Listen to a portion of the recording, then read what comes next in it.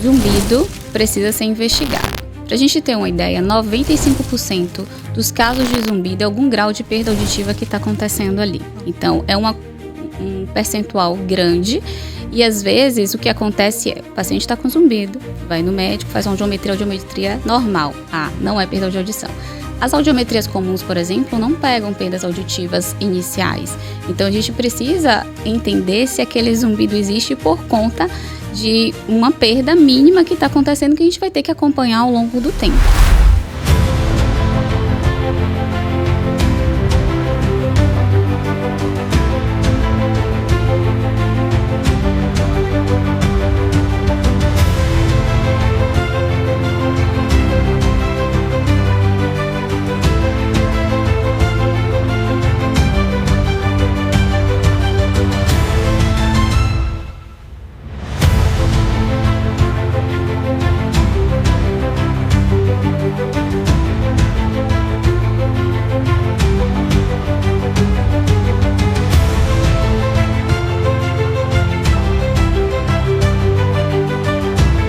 Reconecta.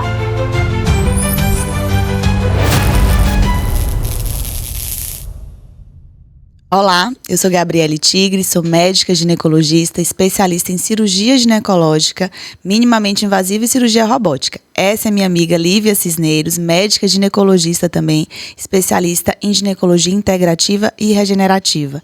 E este é o Reconecta. Bem-vindos ao Reconecta, esse espaço que é para a gente transformar informação em qualidade de vida. Hoje a gente vai falar sobre aquela sensação de desequilíbrio que quase todos nós já sentimos, de estar fora do eixo. E que muita gente chama de labirintite, mas será que é isso mesmo? Hoje a gente vai falar de tontura e zumbido com quem realmente entende do assunto. E a gente vai mostrar que por trás desses sintomas, muitas vezes encontramos, na verdade, carências, desequilíbrios e, como sempre, pedidos de ajuda do nosso corpo. E quem vai trazer esse assunto com muita expertise, e eu estou muito feliz de receber, é a doutora Jaqueline Carneiro, que é otorrinolaringologista, especialista em otoneurologia. Otoneurologia. É otoneurologia.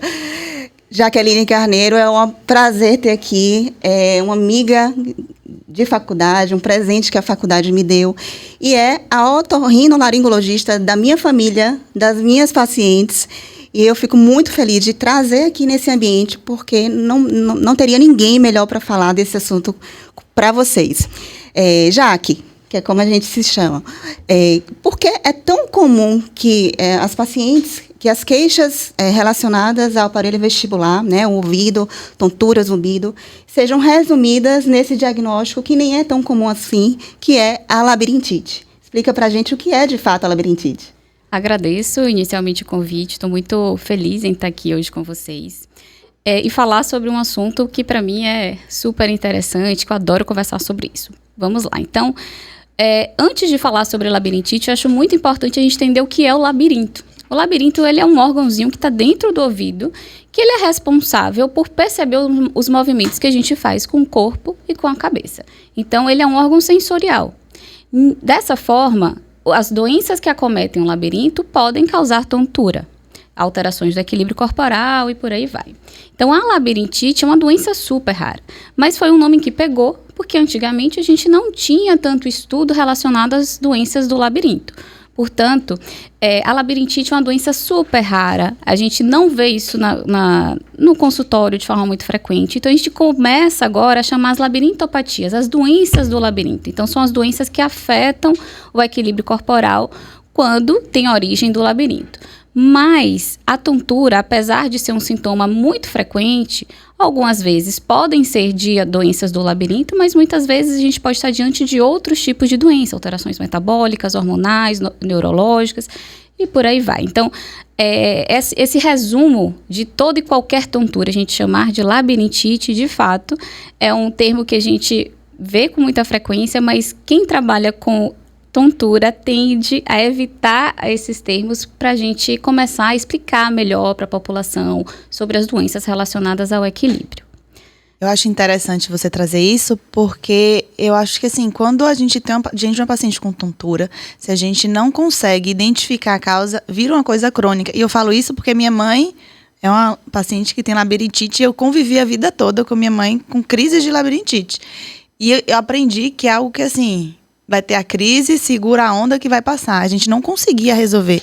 E eu entendo que é muito por falta mesmo de uma busca dessa resposta, né? Talvez fosse lá no passado alguma questão nutricional e a gente não conseguiu identificar. E ela melhorou. Agora, como a gente chegou nesse ponto, eu não sei. E eu fui uma paciente da labirintite. Da labirintite, não, do zumbido no ouvido, daquela sensação de ouvido ocluído. E a gente sabe que tem questões hormonais. E eu queria que você falasse exatamente isso pra gente. Destrincha um pouquinho essas causas. O que pode estar relacionado com essa questão nutricional? O que é mesmo que essa deficiência pode gerar tontura? Quais são as causas hormonais? Explica pra gente, para que a paciente que tem consiga identificar que tem alguma, talvez uma alteração e buscar de uma forma mais especializada. É muito importante a gente entender duas coisas. A gente tem as doenças do labirinto que podem interferir com as alterações hormonais e a gente tem alterações hormonais que vão causar tontura também. Perfeito. Independente da gente ter a doença do labirinto ou não. Então, algumas doenças do labirinto especificamente, elas podem podem causar tontura, mas as alterações metabólicas hormonais vão piorar os sintomas. Por exemplo, a doença de Meniere, que é uma doença relativamente frequente, eu diria que está entre as 3 doenças mais frequentes do labirinto. É uma doença do labirinto que as alterações relacionadas à glicemia, à insulina, hormônios tireoidianos influenciam demais nos sintomas. Então, a gente pode ter crises de Meniere por conta das alterações glicêmicas. Então, essa é uma doença clássica que a gente observa muito. O paciente que tem essa doença, que é uma doença crônica do ouvido, tem tratamento, o paciente fica bem, mas às vezes o paciente abusa no final de semana, bebida alcoólica, privação de sono, pode levar a crises durante a semana. São horríveis as crises. E são terríveis. São crises, às vezes, até incapacitantes, que podem durar horas. Ainda fica um sintoma ali residual pós-crise. E as outras questões puramente hormonais também influenciam. Gente. Por exemplo, déficit de vitamina B12. É bem frequente. Então, independente do mecanismo que essa deficiência vai causar tontura, a gente corrigindo a deficiência de B12, o paciente provavelmente vai melhorar. Tá? Então, não necessariamente o paciente tem, de fato, uma labirintopatia, mas é muito importante a gente sempre investigar tanto a função labiríntica, as doenças relacionadas a ela, quanto as doenças e deficiências hormonais, tireoidianas, alterações dos distúrbios da insulina e da glicemia. Então, se a gente não investiga bem essa parte, às vezes a gente acaba ficando só com a doença do labirinto e tratando, usando medicação, e o paciente não melhora e fica justamente, provavelmente, como sua mãe, vou levando a vida com essa doença aqui, sem de fato tratar e de uma condução mais consistente, né, e adequada. Eu lembrei de uma paciente nossa, que a gente, né, que tem síndrome de Meniere e tem hipocortisolismo, né? Então, assim, existe realmente uma associação entre as causas metabólicas e hormonais com o zumbido e tontura. E aí é aí que a tontura conversa um pouco com a minha prática, né? Porque eu trabalho muito com a parte metabólica, nutricional das pacientes, e a gente vê que muitas vezes uma das queixas principais da paciente que vem ali disfarçada como fadiga, falta de concentração, e no meio desse contexto também zumbido ou tontura. E aí a gente acaba investigando, né? E se a gente for elencar, assim, as principais alterações, acho que já que pode confirmar com a gente, mas assim, as principais alterações nutricionais, digamos, que a gente avalia quando a gente está investigando uma tontura, um zumbido, seriam deficiência de vitamina B12, que muitas vezes vem associada com queixas de parestesia, alterações de memória e fadiga, deficiência de ferro, né? Então a gente não precisa esperar a paciente ter anemia, né? Uma ferritina abaixo de 50 já pode justificar uma tontura, principalmente aquela postural, né? Deficiência de zinco, Magnésio, que é muito importante para as reações enzimáticas e para controle de tônus vascular mesmo. Então, se eu tiver uma deficiência de magnésio, eu posso ter um vasoespasmo, isso diminui o fluxo, né? E pode justificar sintomas como tontura e zumbido. E aí, para a minha seara hormonal, Jaque, e o grande cerne do meu trabalho, que são as pacientes 40+, pacientes que já têm deficiências hormonais, eu também observo que a queda do estradiol pode ser um gatilho, né? Não sei se você observa isso na sua prática, mas a queda do estradiol pode ser um gatilho para as crises de tontura, de desequilíbrio, né, como um todo, porque o estradiol, ele modula os neurotransmissores, modula essa questão da vasodilatação, né? Então, você chegou a falar, mas assim, você percebe que nos ciclos reprodutivos da mulher, seja gestação, puerpério, menopausa, você também identifica como gatilhos para as alterações do labirinto? Com certeza, né? Na verdade, as alterações do equilíbrio corporal. Existem algumas doenças, classicamente, que a gente observa essas mudanças do padrão, tanto da tontura quanto das alterações do equilíbrio, de acordo com, tanto com o ciclo menstrual quanto a gestação, todas essas questões hormonais.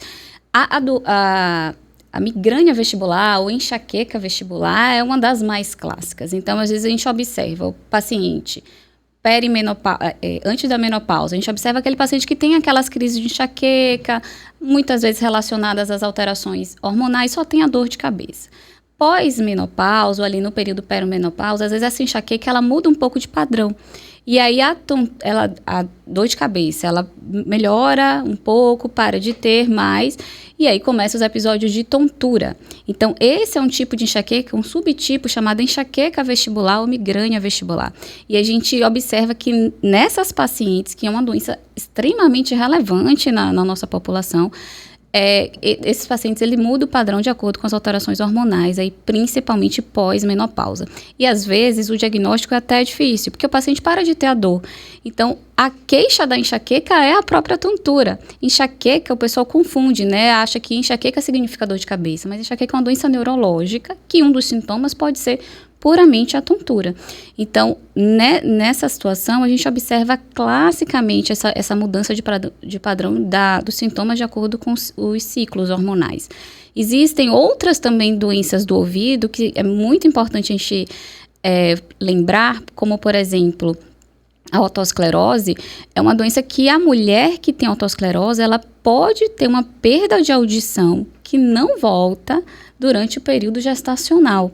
Então, é muito importante que a paciente, a gestante, que começa a ter queixa de zumbido, perda auditiva, sensação de ouvido tampado, seja bem investigada, porque de repente ela está perdendo a audição sem nem perceber. Então, coloca fogueira, hein? Pode ter, eu tive muito na gravidez. Pois é, e aí a gente pode ter perdas auditivas irreversíveis. Então, a gente não pode deixar passar esses sintomas. Então, é muito importante que o obstetra, o ginecologista que acompanhe essas pacientes direcionem para o otorrino para que a gente, pelo menos, identifique a causa dessa sensação. Existem outras questões do período gestacional também que pode causar, que deve ter sido o seu caso, porque sua audição voltou. Né? Mas a otosclerose, classicamente, ela piora no período gestacional e também a gente pode ter uma piora de sintomas no período pós-menopausal. Então, o nosso ouvido, ele está ligado com o nosso corpo, né? A gente precisa de uma circulação de boa qualidade ali passando para o nosso ouvido para que ele funcione adequadamente, assim como todos os outros órgãos do nosso corpo, né? Isso já me dá assim, essa sua fala foi muito interessante, porque que é para que a gente consiga identificar, já que orientar a nossa audiência, quando que a gente deve se preocupar e procurar um especialista para investigar uma tontura, quando é que aquela tontura ela não é só ocasional, né? Ela é realmente um sinal de risco real. Se uma tontura ela é persistente, a paciente começa a ter ali com muita frequência, várias vezes na semana, a gente vai precisar investigar. Se a tontura também for rotatória, mais importante, mesmo sendo um quadro único, também é muito importante que a gente investigue. E a gente precisa sempre chamar muita atenção se o paciente tem, além da tontura, outros sintomas neurológicos. Então, formigamento, dormência, dor de cabeça importante, alterações visuais. A gente precisa entender que nessas situações, às vezes, pode ser até algo mais grave, né? Algo neurológico que também vai precisar de um acompanhamento neurológico. Toda tontura precisa ser investigada. Muitas vezes o problema não é do labirinto. Às vezes o paciente mesmo sabe, eu não me alimentei direito, essa tontura eu tenho quando eu não como bem. Mas a gente precisa entender por que quando você não se alimenta bem você tem tontura. A gente vai precisar entender a fundo cada um dessas queixas do paciente, né? E tudo isso que você falou me remeteu assim, que a gente negligencia muito as alterações relacionadas ao ouvido, tontura, zumbido, a gente naturaliza muito. Né? Eu acho que mulher, geralmente, tá tonta, a coisa de mulher é um pouco, né? Isso. Você vai dando uma relativizada. E, na maioria das vezes, é mais leve também. A gente não tem situações tão incapacitantes. Nessas situações é até mais perigoso, porque a gente vai negligenciando. Exatamente. E aí, quando você fala que existem alterações que podem ser irreversíveis, deixa a gente até mais... Assim, é um chamado de alerta para quem está ouvindo, né? Para nossas pacientes e para a gente que acompanha. Apesar de não ser otorrino, a gente precisa estar um pouquinho mais alerta para na hora que chegar lá no consultório, a gente saber até como conduzir. Então, para os colegas ginecologistas, para os colegas clínicos, eu acho que assim, é super válido a gente saber esse tipo de informação. E assim como tontura, como foi muito bem falado, zumbido é algo que a gente tende a deixar. Incomoda. Mas, na maioria das vezes, não incapacita. Então, a gente vai levando e vai naturalizando. E eu queria que você falasse pra gente sobre o zumbido. É normal em algum período ter zumbido? Até que ponto a gente pode tolerar? Como é que a gente vai conduzir? O que eu vou fazer se por acaso eu tiver um zumbido?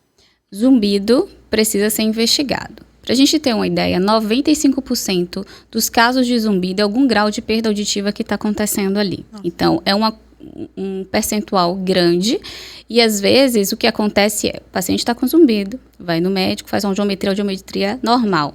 Não é perda de audição. As audiometrias comuns, por exemplo, não pegam perdas auditivas iniciais. Então, a gente precisa entender se aquele zumbido existe por conta de uma perda mínima que está acontecendo que a gente vai ter que acompanhar ao longo do tempo. As alterações metabólicas hormonais também podem gerar zumbido, mas elas geram a partir do momento que o paciente tem uma perda auditiva, mesmo pequena, mesmo discreta. Então, esse zumbido aqui é porque eu tenho diabetes, mas se o zumbido existe, provavelmente uma perda também existe. Então, a gente não pode deixar de passar esse tipo de investigação. Além disso, alguns casos de zumbido, que às vezes a gente deixa passar, principalmente aqueles casos unilaterais, são aqueles que a gente precisa ainda ter mais atenção. Se a gente está com um problema sistêmico, por exemplo, por que o zumbido é de um lado só? Então, a gente, teoricamente, teria que ter um zumbido bilateral. Então, a gente sempre investiga zumbido. Então, o primeiro passo é investigar a audição e a parte metabólica de cada um desses pacientes.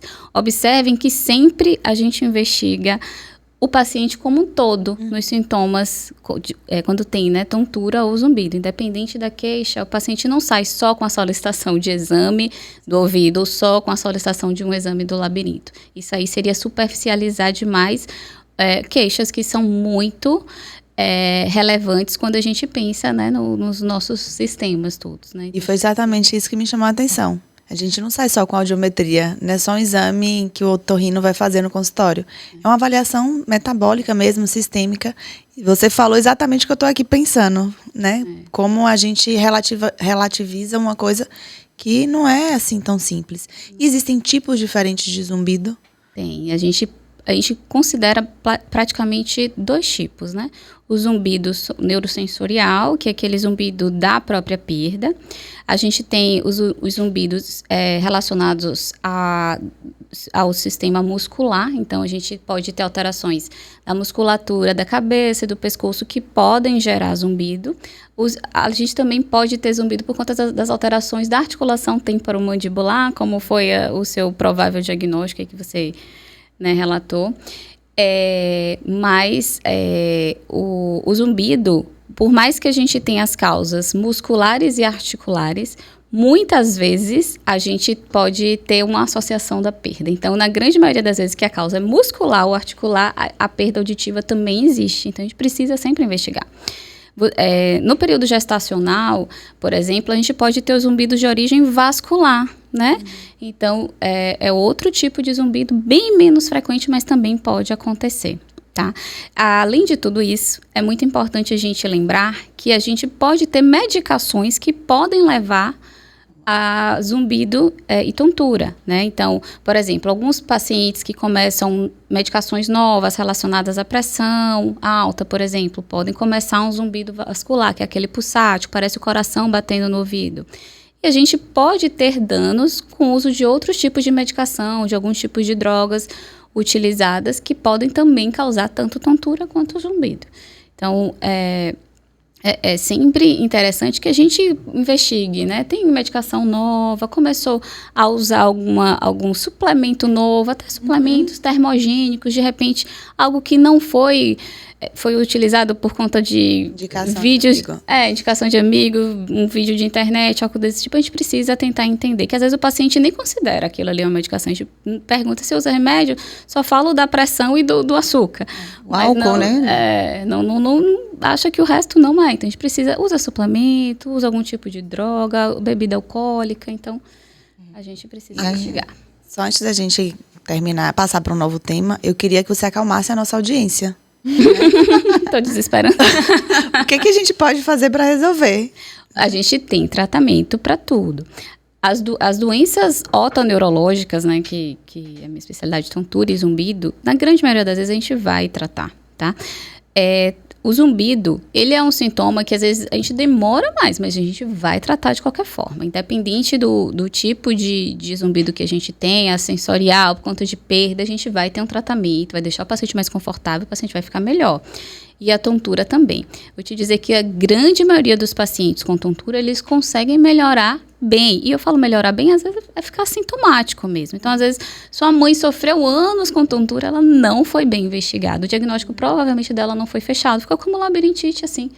E assim acontece ainda, né? Então, hoje a gente tem mais estudos, a gente tem mais medicações, a gente tem outros tipos de tratamento, que não é só medicação, reabilitação, fisioterapia, que a gente pode lançar mão para tratar o paciente e deixar com que esses sintomas parem de perturbar, né? Porque pioram muito a qualidade de vida. Eu já dei plantão, acho que todo mundo aqui já deu plantão de clínica médica de emergência e de vez ou outra chegava uma crise de labirintite, alguém com tontura, e a gente fazia tratamento sintomático ali, mas a minha sensação era que assim, estamos ali apagando um pouquinho aquele fogo, mas não estava resolvendo o incêndio. E acho que é importante isso, né? Existe o sintoma, investigar o sintoma, vai no especialista, não fique só apagando esse incêndio, micro-incêndios, porque realmente a gente vai ter uma perda de qualidade de vida. E você trouxe muito bem, obrigada.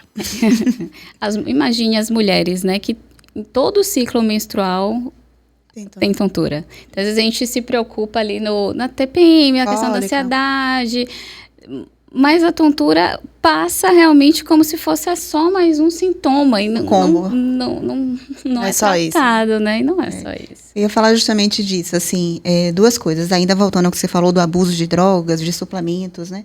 É muito importante que a gente conscientize eu trabalho muito com essa parte nutricional, suplemento quando há indicação, mas a gente vê que há um abuso, né? Há uma... como é que eu posso chamar? A gente normalizou o uso de suplementação por conta própria, então a gente também vê alterações metabólicas, inclusive, né, do equilíbrio relacionadas ao abuso de estimulantes, de pré-treino, uma suplementação. Recentemente a gente discutiu um caso, né, você me mandou de uma paciente com um selênio muito alto, né, então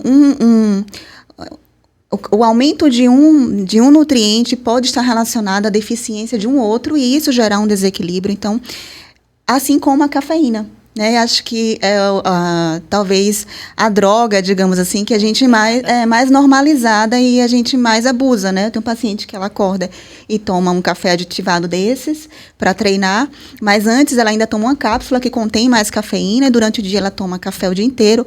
Então, a gente meio que normaliza esse tipo de superestímulos, né, que deixam marcas não só de dependência, né, do nosso eixo HPA, né, de alteração também da adrenal, e agora a gente aprendeu com Jaque que pode ser uma das causas, né, de zumbido e tontura. E aí, Jaque, a gente acabou que você já falou que no ciclo menstrual, nas variações hormonais relacionadas ao ciclo menstrual, que é a nossa praia, A gente tem essas, principalmente no período que antecede a menstruação, né? Os sintomas pré-menstruais, que são físicos e emocionais. Muitas vezes a gente tem uma paciente que tem a enxaqueca, né? Que é aquela dor normalmente que é de um lado só, né? Unilateral e pulsátil. Pode ter alterações visuais, pode ter alterações do equilíbrio.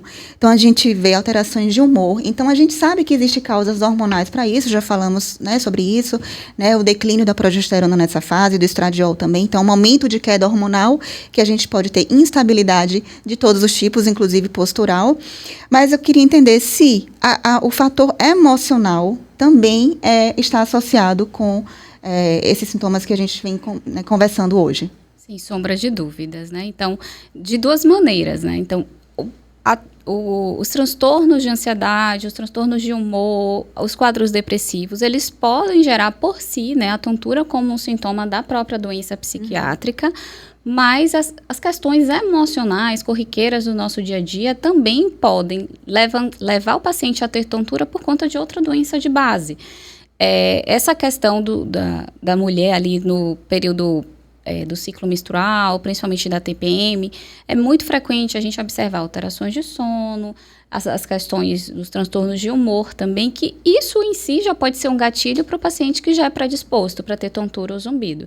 Então, se a gente não trata esse ciclo desse paciente, essas questões hormonais, essa TPM dela, então eu encaminho muito paciente para vocês sabem disso, para a gente coordenar esses hormônios, o paciente não vai melhorar dos problemas do labirinto. Então, não adianta eu sair colocando drogas para o labirinto, tratando o labirinto isoladamente, se o paciente tem todas as outras questões ali associadas. Então, o acompanhamento, às vezes, com o psiquiatra é bem importante, mas, às vezes, a gente caminha para psicoterapia para a gente conseguir melhorar essas questões, né, psicológicas, hormonais, corriqueiras, às vezes corriqueiras do nosso dia a dia, para a gente conseguir melhorar os sintomas de tontura também.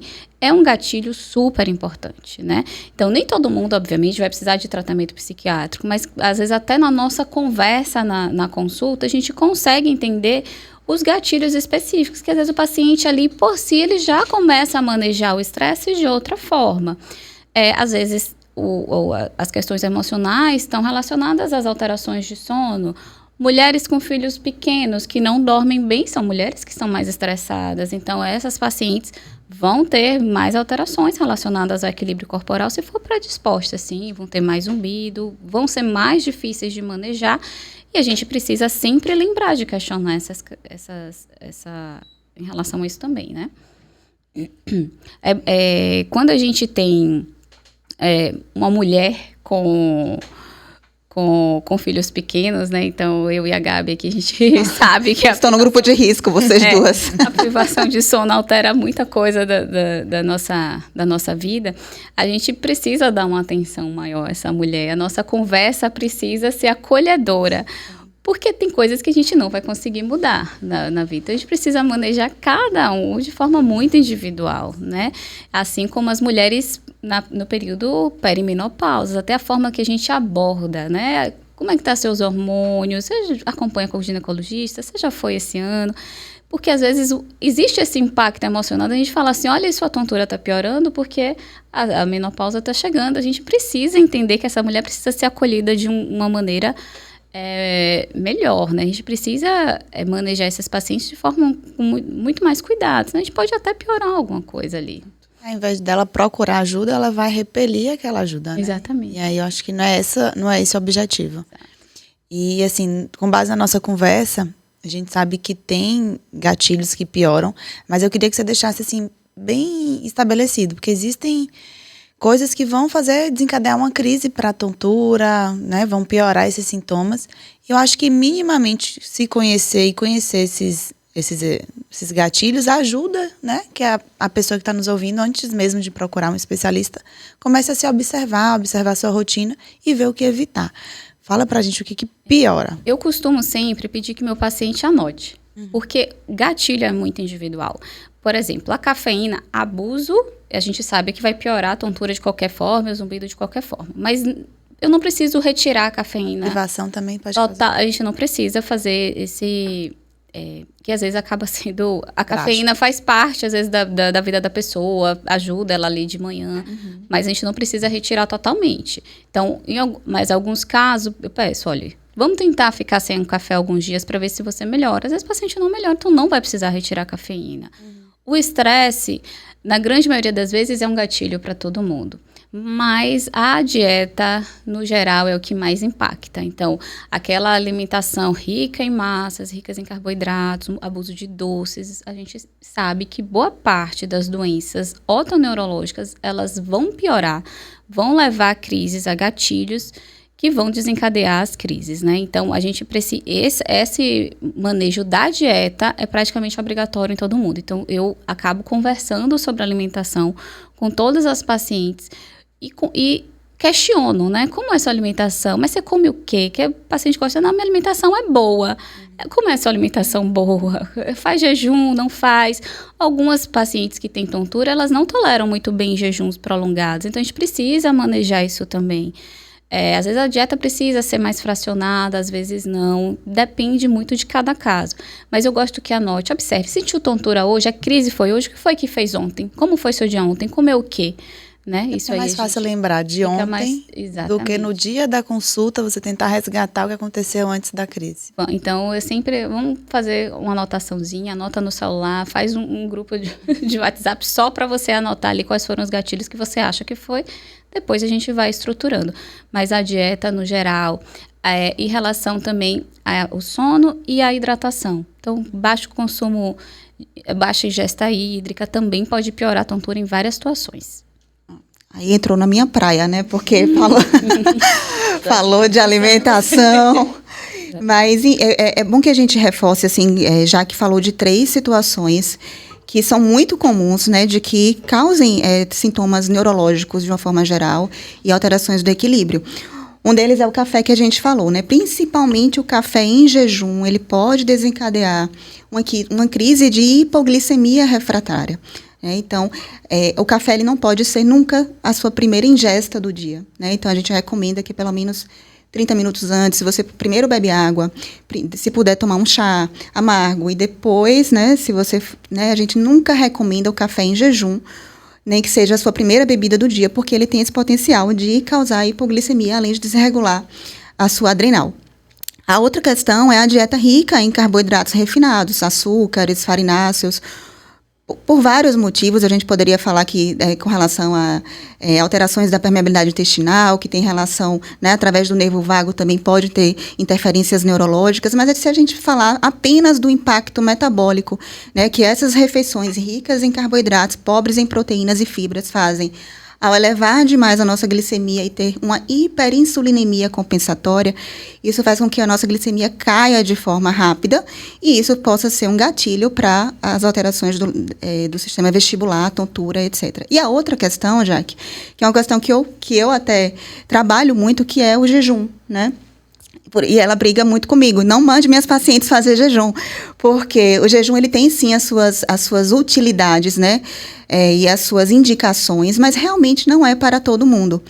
O jejum ele tem, enfim, várias indicações, melhora da autofagia, ajuda na cognição, é uma estratégia interessante para alguns tipos de patologias psiquiátricas, inclusive, mas não é para todo mundo. E qual é o mecanismo que o jejum pode desencadear uma tontura, por exemplo? Não é a hipoglicemia na maioria das vezes.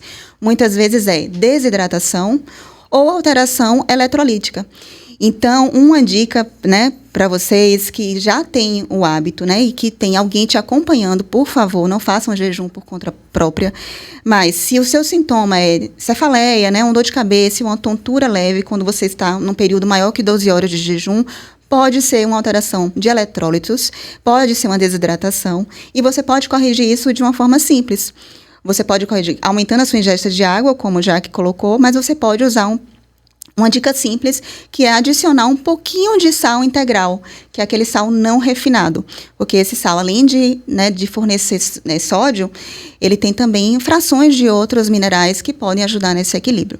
Então, não poderia deixar de falar, né, dessas searas que eu trabalho tanto. E uma coisa importante também relacionada à dieta são os alimentos enlatados, os embutidos, que principalmente para as mulheres que têm o diagnóstico de enxaqueca vestibular, a gente está praticamente dando um gatilho para uma crise nova. Então, a gente tem glutamato monossódico na composição desses alimentos que pioram demais. Eles agem no sistema nervoso central e funcionam como um botão de ligar, né? Então, vai causar ou a dor de cabeça ou a tontura nesses pacientes. Às vezes não vai ser de imediato, mas o uso constante a longo prazo, com certeza está piorando ali a queixa do paciente. Jaque, então assim, existe, né, a gente está caminhando aí para o final do nosso episódio, mas a gente sempre gosta de dar um roteirozinho, né, o que a gente pode ensinar para a nossa audiência. A gente já ensinou, né, que são sintomas que merecem ser investigados, mas assim, existem condutas, né, existem hábitos ou rituais, recomendações suas para que a gente previna essas alterações?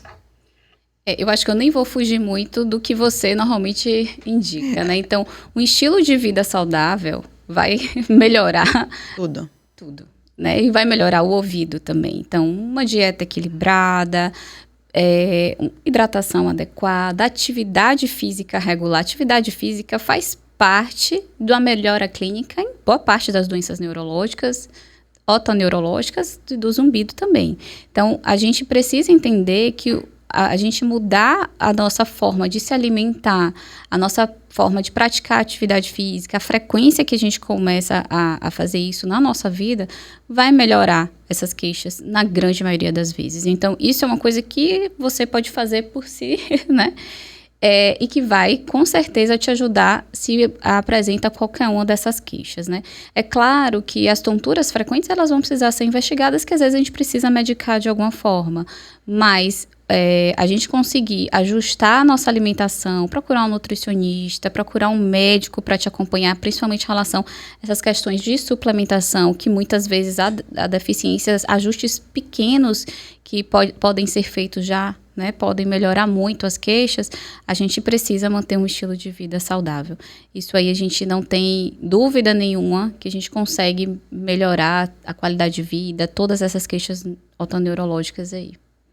Perfeito, Jaque. Você foi brilhante no que você falou. E aqui que eu consigo depender de tudo que a gente conversou é que tudo que a gente conversa todos os dias aqui no Reconecta. A gente precisa adotar hábitos saudáveis. Não é opcional. Não é chatice de médico. Não é porque eu gosto. Não é isso. Você tem que fazer, é por saúde, é para ter um bem-estar. É algo muito maior do que só uma dieta, do que só, né, ter uma disposição e uma disciplina para praticar atividade física. É se cuidar, entender o funcionamento do seu corpo e tentar fazer com que essa máquina trabalhe na sua melhor versão. E é sobre isso, você falou brilhantemente. E assim, todo o cuidado que você teve na sua fala de chamar atenção, né, para que as pessoas entendam que tontura e zumbido não é algo a ser negligenciado, que todo o roteiro que a gente deve fazer, e até para nós, como, né, ginecologistas que estamos atendendo as pacientes lá na porta de entrada, às vezes as pacientes vão procurar a gente antes mesmo de procurar o otorrino, e vai chegar com essa queixa diante de todo outro quadro. Então, para a gente, como médico, foi realmente minha filha, vamos lá, né? Vamos se atentar a isso também. Sua paciente merece isso. E para mim foi maravilhoso. Eu só tenho a te agradecer por ter se dedicado tanto e ter entregado tanto para a gente aqui hoje. E aproveitando esse momento, eu gostaria que você deixasse sua mensagem final, falasse aqui para todo mundo que está assistindo a gente como pode te encontrar, essa preciosidade de um otorrino tão com um olhar tão amplo, né? Porque às vezes a gente fica ali restrita na nossa especialidade, só consegue ver aquela pequena área e esquece do todo, e você aqui mostrou muito mais do que só um otorrino. É médica que vê muito além disso. Então, deixa aqui pra gente sua mensagem. Muito obrigada. Eu que agradeço demais o convite. Vocês estão brilhantes nesse podcast. Eu sempre brinco com meus pacientes de uma forma assim, eu sou aquela otorrino que vai encher você de função. Então, atividade física, dieta adequada vai ser sempre uma das coisas que eu vou conversar. Então, se a gente consegue manter uma vida equilibrada, a gente vai conseguir manter o equilíbrio corporal também. Então, vamos tentar, né, obviamente, buscar ajuda, mas tentar viver de uma forma, né, que a gente possa melhorar nosso sistema como um todo, nosso corpo como um todo, para dessa forma a gente conseguir viver melhor, tá? Parabéns, meninas. Então, o recado final, assim, meu, né, é que aprendi demais nesse episódio. Eu não sabia que seria assim, porque conheço o brilhantismo de Jaque. É assim, como sempre, qualquer sinal, sintoma do nosso corpo precisa ser ouvido, né? Acho que grande parte dos adoecimentos é porque a gente vai relevando, né? E vai colocando para debaixo do tapete, do prato. Mas, enfim, o zumbido, tontura, desequilíbrio, nem sempre nem sempre está associado só ao ouvido, né? Como o Jaque bem trouxe. Muitas vezes é pouca proteína nesse prato, excesso de carboidratos simples, né? Excesso de café em jejum, às vezes uma deficiência de B12, de zinco, de ferro, como a gente comentou, alterações hormonais, hipoglicemias. Mas para a gente chegar nesse diagnóstico, nessas alterações que são simples relativamente de se resolver, primeiro a gente tem que descartar causas mais sérias. E aí a gente precisa de um profissional como o Jaque. É um prazer, amiga, te ter aqui. Vocês estão conhecendo Jaqueline Carneiro, médica, otorrinolaringologista, especialista em otoneuro, mas eu conheço o Jaque, a gente formou juntas, e essa afinidade só cresce, essa admiração também só cresce. Eu conheço a Jaqueline, CEO da Clínica Equilibrar, que você não falou, mas ela tem uma clínica maravilhosa.